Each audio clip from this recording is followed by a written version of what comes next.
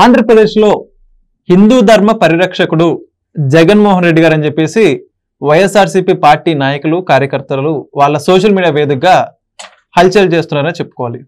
ఏదైతే జగన్మోహన్ రెడ్డి గారి హయాంలో మాత్రమే హైందవులకు కానీ గుడులకు సంబంధించి కానీ దేవాలయాల అభివృద్ధి కూడా జరిగిందని చెప్పేసి ఒకటే పోస్టులు ఏ సోషల్ మీడియా చూసుకున్నంటే వైఎస్ఆర్సీపీ సంబంధించినవి మాత్రమే.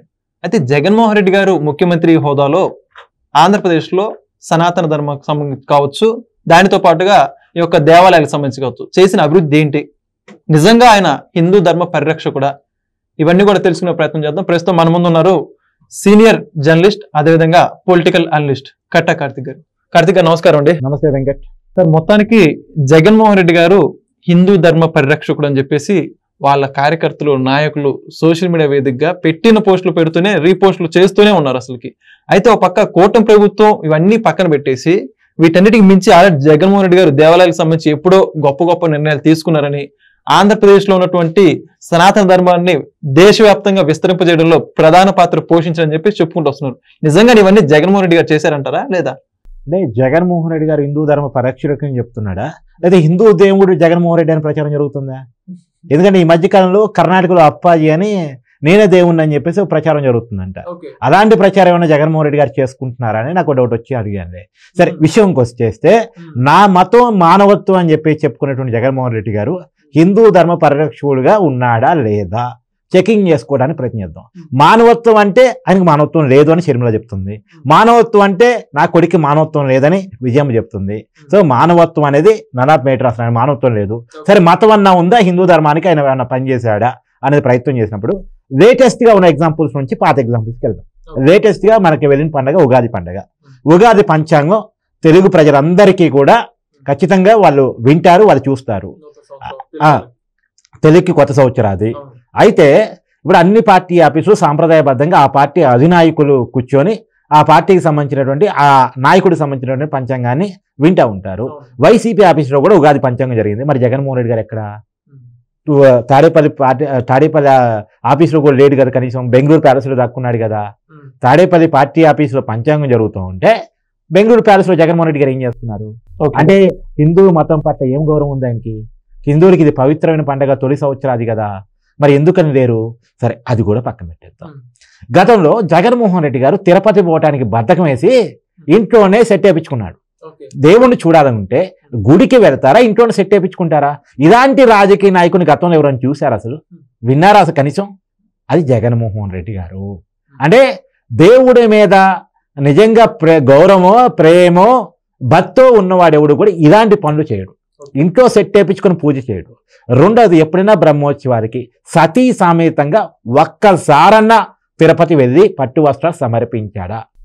ఒక్కసారి, సింగిల్ టైం. అది ఇంకోటి ఏమంటే, మొన్న ఈ మధ్య డిక్లరేషన్ ఇచ్చి తిరుపతి రమ్మన్నందుకు డిక్లరేషన్ ఇవ్వటం ఇష్టం లేక తిరుపతి పర్యటన రద్దు చేసుకునేటువంటి వ్యక్తి జగన్మోహన్ రెడ్డి. డిక్లరేషన్లో ఏముంటుంది మహా అంటే, నేను హిందూ మతాన్ని గౌరవిస్తాను అంటే హిందూ మతం నా మతం అని చెప్పదు అక్కడ. ఆ డిక్లరేషన్ ఉండేదంటే హిందూ మతాన్ని నేను గౌరవిస్తాను, శ్రీవారి మీద భక్తితోనే నేను వచ్చాను, శ్రీ వెంకటేశ్వర స్వామి మీద భక్తితోనే నేను వచ్చాను అని ఉంటుంది. అది దాంట్లో ఏం పెద్ద ఇబ్బంది ఉంది?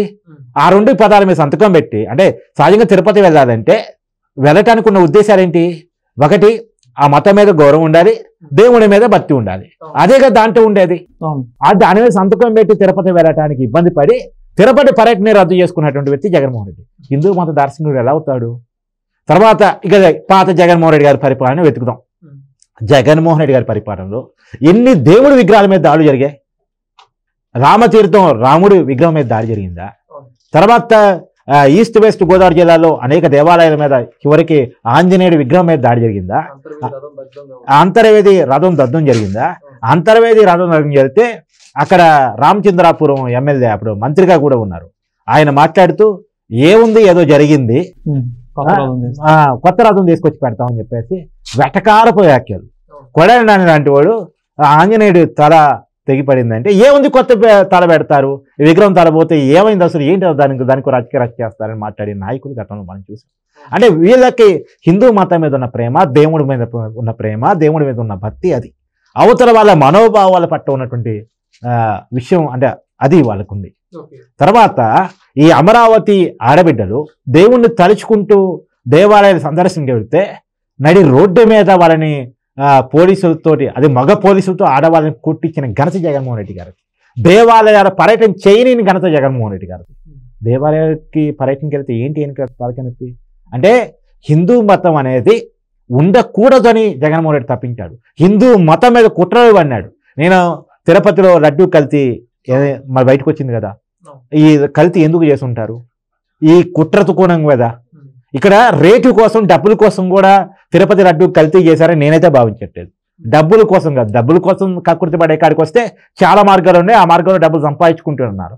తిరుపతి లడ్డూని కల్తీ చేయటం అనేటువంటిది హిందువుల మనోభావాన్ని కించపరచడం కోసం, హిందూ మతం మీద కుట్ర చేయడం కోసం జగన్మోహన్ రెడ్డి గారు చేసిన పనిని నేను అనుకుంటున్నాను. సనాతన ధర్మం మీద జగన్మోహన్ రెడ్డి గారి పనిని కుట్ర. ఎందుకంటే తిరుపతి లడ్డూ ప్రసాదాన్ని, అక్కడ జరుగుతున్న అన్న ప్రసాదాన్ని భక్తులు చాలా పవిత్రంగా భావిస్తూ ఉంటారు. ఈ ప్రపంచంలో ఉన్నటువంటి ప్రతి హిందువు కూడా తిరుపతి వెంకటేశ్వర స్వామిని చాలా అత్యంత పవిత్రంగా భావిస్తూ ఉంటారు. అక్కడ ప్రసాదాన్ని కూడా అంతే పవిత్రంగా భావిస్తూ ఉంటారు. భక్తుల నమ్మకం ఏంటంటే ఆ ప్రసాదాన్ని స్వయంగా శ్రీవారు తింటారు. అందుకే ఆ లడ్డూ టేస్ట్, ఆ లడ్డూ టేస్ట్ నీకు ఎక్కడ రాదు. ఎంత గొప్పలు తయారు చేపించే రాదు. అక్కడ తయారు చేసిన వాళ్ళు రిటైర్ అయిపోయిన తర్వాత బయటకు వచ్చి మళ్ళీ వాళ్ళతోనే తయారు చేపి ఆ టేస్ట్ రాదు. ఎందుకు అక్కడ మాత్రమే వస్తుందంటే స్వయంగా శ్రీవారు టేస్ట్ చేస్తారు ఆ లడ్డూని. శ్రీవారి కనుసన్నల్లో ఆ లడ్డూ తయారు జరుగుతుంది కాబట్టి ఆ టేస్ట్ వస్తుందని భక్తులు నమ్ముతారు. మరి అలాంటి పవిత్రమైనటువంటి చోట కూడా తిరుపతి లడ్డూలో నెయ్యి కల్తీ చేశారు జగన్మోహన్ రెడ్డి గారు అంటే దీన్ని ఏమని చెప్పుకోవాలి అసలు? మరి ఇతను హిందూ ధర్మ పరిరక్షకుడు ఎలా అవుతాడు? ఇంకా సబ్జెక్ట్లోకి వెళ్తే దేవాలయాల భూములు నొక్కేయటం కావచ్చు, ఇనాం భూములు నొక్కేయటం కావచ్చు, తర్వాత దేవాలయ పూజాల మీద చేసిన దాడులు కావచ్చు, ఇవన్నీ లెక్కేసినప్పుడు ఇంకా చాలా చెప్పాల్సి వచ్చింది. తిరుమల కిందే ముంతాజ్ హోటల్ కి పర్మిషన్ ఇవ్వడం కూడా చాలా ఇదైంది కదా, భూములు కాచేయడం ఇవన్నీ కూడా. అవును అవును, తిరుపతి కింద ముంతాజ్ హోటల్ వద్దు అని చెప్పేసి హిందూ ధర్మ పరిరక్షకులు అందరూ చెప్పారు. హిందూ ధర్మ పరిరక్షణ చెప్పినా లెక్కే చేయలేదు, నెట్టి పడేశారు. అసలు నెట్టి పడేసి అది అపచారం అని తెలిసినా కానీ ఆ పాపచారం చేశారు. ఆ పాపానికి మొన్న ఎన్నికల్లో సగిన శాస్తి ప్రజలు చెప్పారు అని చెప్పేసి నేను అనుకుంటాను. సరే, ఏది ఏమైనా ఒకదానికి ఇంకా చెప్పుకుంటే పోతే ఇంకా చాలా ఉంటే వాళ్ళ చాంతాడంత లీస్ట్ వైసీపీ అరాచకారు గురించి చెప్పాలంటే ఒక పుస్తకం రాయొచ్చు, ఒక నిఘంటు తయారు చేయొచ్చు. ఇంకా ఆ నిఘంటు అంటే గుర్తొచ్చింది, అప్పుడు ప్రభుత్వం ఒక డిక్షనరీ విద్యార్థులందరికీ పంచింది. దేవుడు అంటే ఎవరు అనేది ఒక క్వశ్చన్కి ఆన్సర్గా మీనింగ్కి దేవుడు అంటే ఇస్లాం నమ్మేటువంటి అల్లా కావచ్చు, క్రిస్టియన్ నమ్మే జీసస్ కావచ్చు అని చెప్పేసి చెప్పారు. అంటే హిందువులు నమ్మే మరి ఆ పాయింట్ కూడా పెట్టాలి కదా.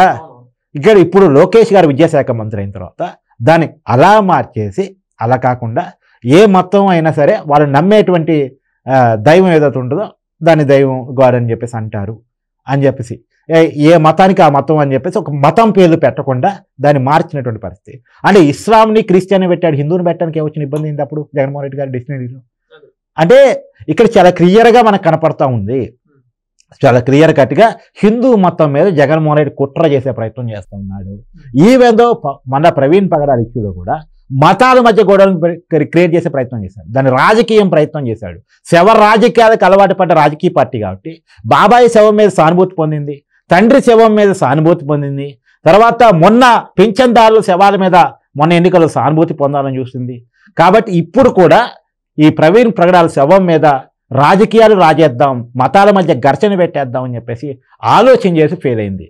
అదే మనం నిజానికి ఆంధ్రప్రదేశ్లో ఉన్న క్రిస్టియన్ సమాజానికి కూడా చాలా ధన్యవాదాలు చెప్పాలి, కృతజ్ఞతలు చెప్పాలి. చాలా శాంతి కాముకులు వాళ్ళు, వీళ్ళ నాటకాలు అర్థం చేసుకున్నారు, వీళ్ళ డ్రామాలు అర్థం చేసుకున్నారు, వీళ్ళ పుట్టించే అబద్ధాలు నమ్మలేదు, వీళ్ళ పుకారు నమ్మలేదు. కేఏ పాల్ అనే ఒక పెయిడ్ ఆర్టిస్ట్ను, హర్షకుమార్ అనేటువంటి ఒక వాళ్ళ అబ్బాయికి మన ఎమ్మెల్సీలో సపోర్ట్ కూడా ఇచ్చారు. అలాంటి వాళ్ళని ముందు పెట్టి కొంతమంది వైసీపీ మైనార్టీ సెల్లు వాళ్ళ ముందు పెట్టి విస్తవచ్చే రెచ్చగొట్టే వ్యాఖ్యలు చేసిన ప్రజలు చాలా శాంతి కాముకంగా అన్నారు. వాళ్ళ కుటుంబ సభ్యులు బయట ఇచ్చారు, చాలా వాల్యూడ్, మాకు ప్రభుత్వం సహకరిస్తూ ఉంది, ప్రభుత్వం త్వరితగతిన స్పందించింది, వెంటనే రియాక్ట్ అయింది, అందుకు ధన్యవాదాలు చెప్తున్నాను చెప్పేసి వాళ్ళ మిసెస్ కావచ్చు, వాళ్ళ బ్రదర్ కావచ్చు చెప్పారు. సో ఈ రకంగా కుట్ర పడిన వాళ్ళు, మతాల మధ్య గొడవలు పెట్టేవాళ్ళు, ఆయన ఏదో హిందూ దార్శనికుడు ధర్మకర్త అంటే నమ్మటానికి ఎవరు సిద్ధంగా లేరు. వాళ్ళు ఏదో ప్రచారం చేస్తున్నారు, అమరావతిలో టెంపుల్ మేమే కట్టామని. అమరావతిలో టెంపుల్ 120 కోట్లతో శాంక్షన్ అయింది చంద్రబాబు నాయుడు గారు అధికారంలో ఉన్నప్పుడు. దాన్ని కేవలం 26-30 కోట్ల కాడికి కుదించేసి కేవలం పై మెరుగులతో టెంపుల్ కట్టేసి పక్కనే ఉన్నటువంటి ఏదైతే గాలి గోపురాలు కళ్యాణ మండపం ఇలాంటివన్నీ కట్ చేసి నిధులు కట్ చేసి మమ అనిపించారు. ఇవాళ మళ్ళా చంద్రబాబు గారు అధికారులకు వచ్చిన తర్వాత ఆ శ్రీవారి టెంపుల్ టీటీడీ టెంపుల్ అమరావతిలో దాని నిర్మాణానికి కావాల్సినటువంటి చర్యలన్నీ తీసుకుంటా ఉన్నారు. ఆ ఆలయం యొక్క పురోగతిని అంటే దాని యొక్క ఏమంటారు మళ్ళా పునర్నిర్మాణ పనులు చేపడుతూ ఉన్నారు. ఏదైనా మనం గుర్తుపెట్టుకోవాల్సిందంటే జగన్మోహన్ రెడ్డి ఏ మతము కాదు, ఆయన మతం డబ్బు మతం, ఆయన మతం అధికార మతం, ఆయన ఏ మతస్థుడు కాదు, ఏ మతం మీద ప్రేమ ఉండదు. ఆయనకి ఇస్లాం మతం మీద క్రిస్టియన్ మతం మీద కూడా ఏం ప్రేమ ఉండదు. ఆయనకి మతాలతో సంబంధం లేదు. మతాలతో సంబంధం ఉండేవాడైతే దేవుని నమ్మేవాడైతే తల్లిని చెల్లిని ఎవడూ మోసం చేయడు. తల్లిని చెల్లిని మోసం చేసేవాడికి మతం లేదన్నట్టు లెక్క.